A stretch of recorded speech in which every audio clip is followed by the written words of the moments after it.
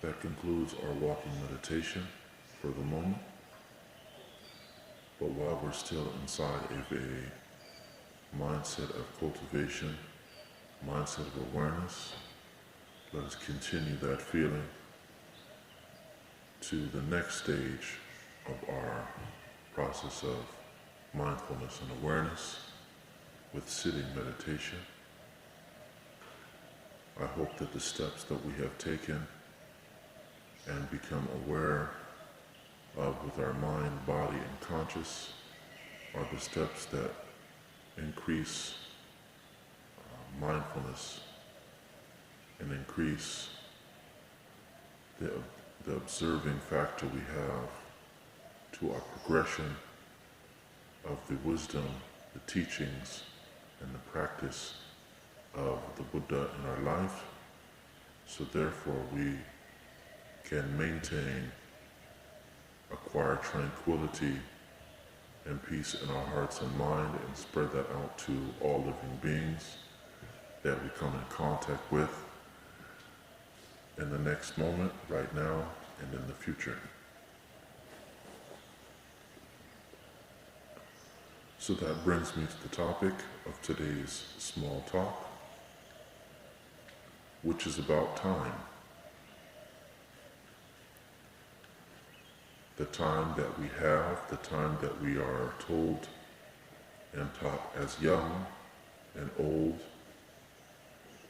how we perceive time in relativity to our practice as meditation practitioners.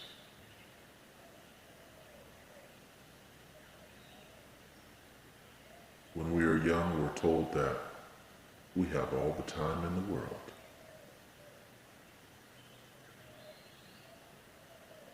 And when we don't like something,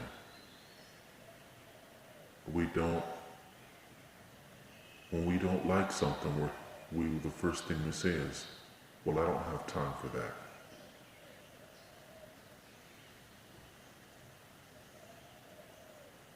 If you're a big money maker, businessman, businesswoman, person who makes a lot of money, what do you say? Time is money.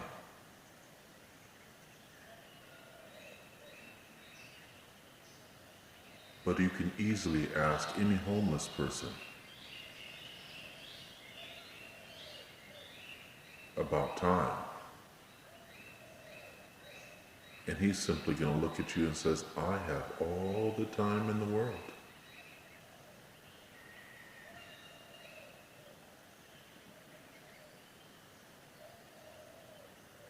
All of those statements pose a question mark for the meditation practitioner. We don't really agree with any of those.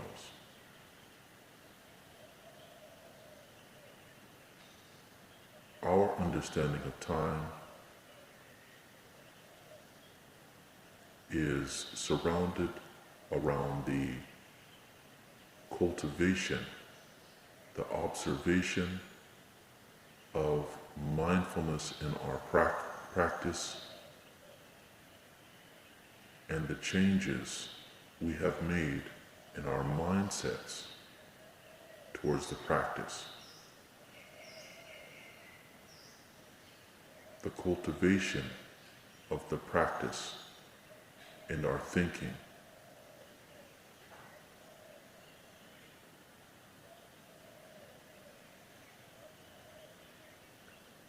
We are not caught upon numbers on a clock,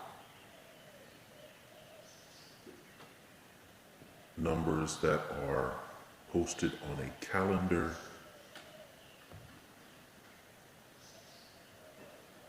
nor are we concerned about someone else's time imposed upon us.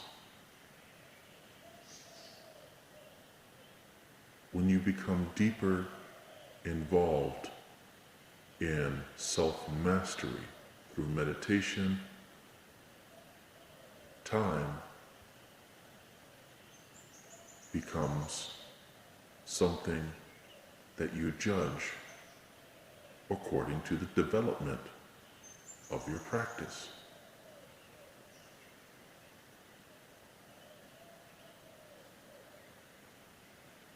When it is time for you to move, you go. You are aware of your moving. You're aware that it is time to leave, and you go forth. That is the meaning of the word bhikkhu in Pali. That is what they call a higher ordained monk, a bhikkhu, meaning a person that has gone forth.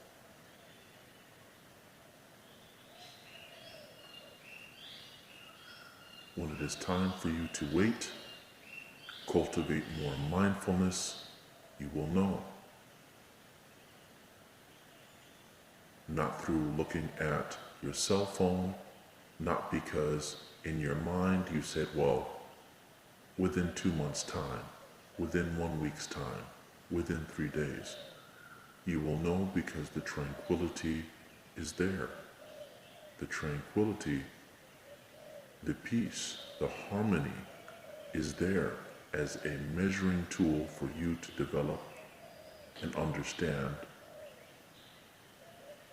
the time of the Dhamma, the time of the practice.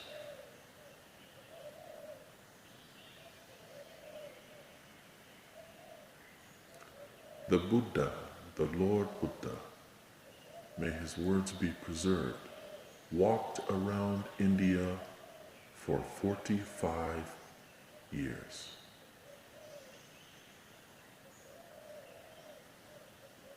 He never once pulled out his cell phone, pulled out a stopwatch, and looked at his partners, looked at his companions, and said, that's going to take a long time, maybe we should shorten it up.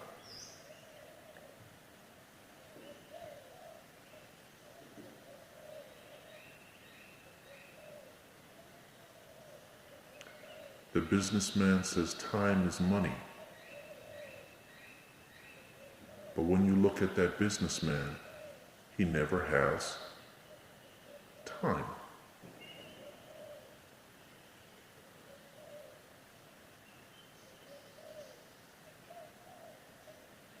You look at a person that doesn't have any money.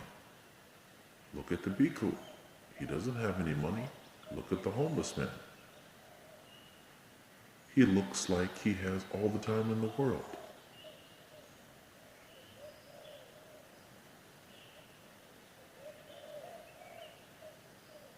Time and perception of time is one of our biggest flaws. It is one of our biggest attachments, is the attachments to time. But what we really want to say is not attachment to time, it's our lack of patience is what we really have. We don't have patience enough to see things through till their end. Our cravings and desires are too strong to see that they are pulling us to our own failure, our own self-sabotage.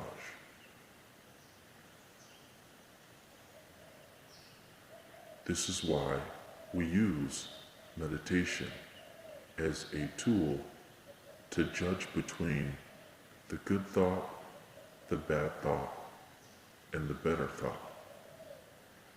If you want to preserve your time, lengthen your time, have better thoughts. If you extremely want to preserve, extend your time, have better quality thoughts. If you want to shorten your time, have bad thoughts. And if you extremely want to shorten your time, continually keep making bad quality decisions. If there's anything that I have said that goes against the Buddha, the Dhamma, or the Sangha, let it be known that they are not lacking in true divine wisdom. It is my fault, it is me who